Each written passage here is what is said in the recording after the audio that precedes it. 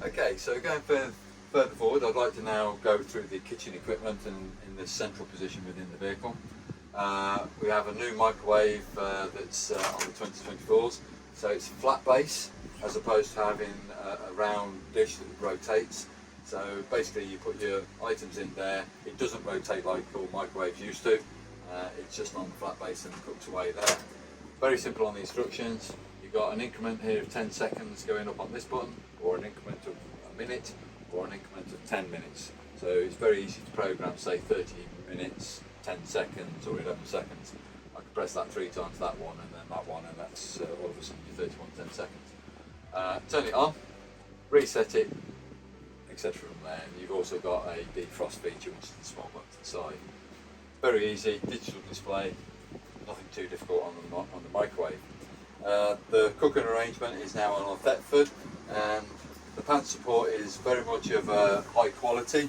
A couple of different things that they've got here is this is like a cast, this is cast metal, like you would on a range type thing. Then we've also got one electric hob and 3 gas rings. The electric hob sits a lot higher than we ever used to, so it actually more or less sits on the base of a saucepan, so the heat transfer is really good going into that. But please bear in mind that that is thermostatically operated, so once it builds up the temperature it shuts off for a period of time, allowing it to cool, but then it kicks back in again as when it's needed.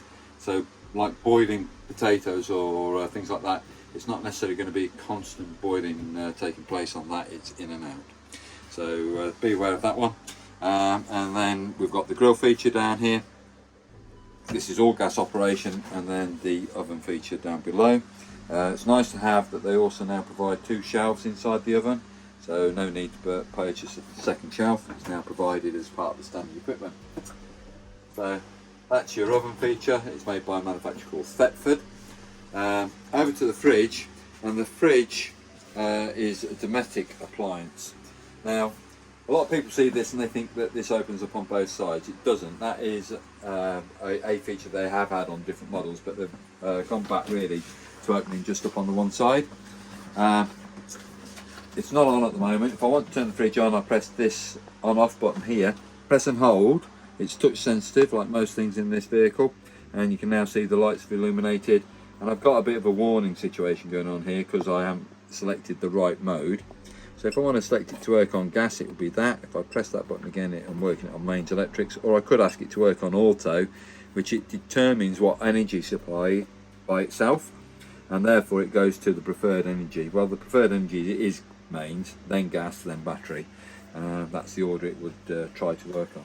So this is a full width freezer, as you can see. I've just pulled it slightly forward just to demonstrate that this can be removed, this particular part of the freezer. So push it right back, that's fully home, and then that is your freezer.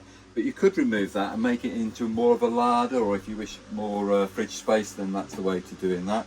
You can also buy additional shelves or raise these shelves up into different locations should you wish to. Alright, so that's a domestic fridge. It's now gone, it was going to tell me that I left the door open too long, so it's got a feature on it that if you've left the door open for say 2 minutes or more, then it automatically gives you a warning to say that you need to close it. I can't operate. So the thermostat operation is just the one below, and I'm on minimum, so that's more winter.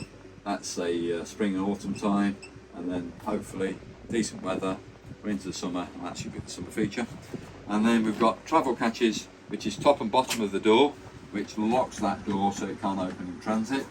And then you just push it when you arrive on site, back over like that, and then open the fridge door up completely.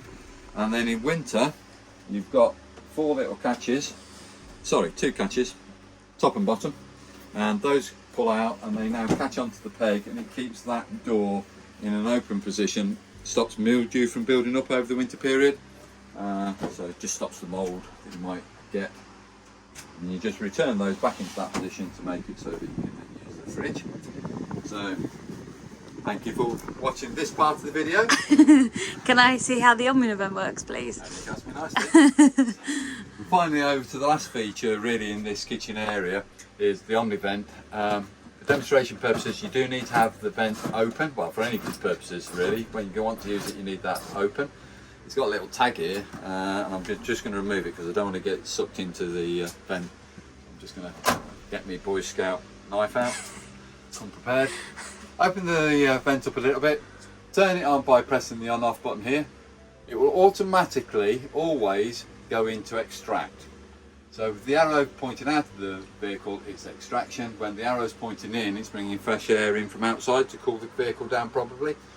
And it always goes down onto half speed. So if you can watch that red light there, if I press this button again, you see it's come to the same intensity of light. That's 1, 1.5, 2, 2.5, 3. That's the maximum you can go to.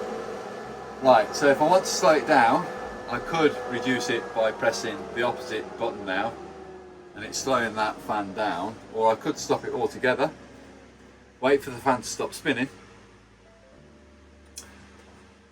and then turn it back on again, which it's always going to go, as I say, into extract, but I want to change direction. So I'm now pressing the internal flow. It's stopped working, press it again, that's half revolution. 1, 1.5, 2, 2.5, 3. Take it from me, that's a welcome cool air coming inside the caravan.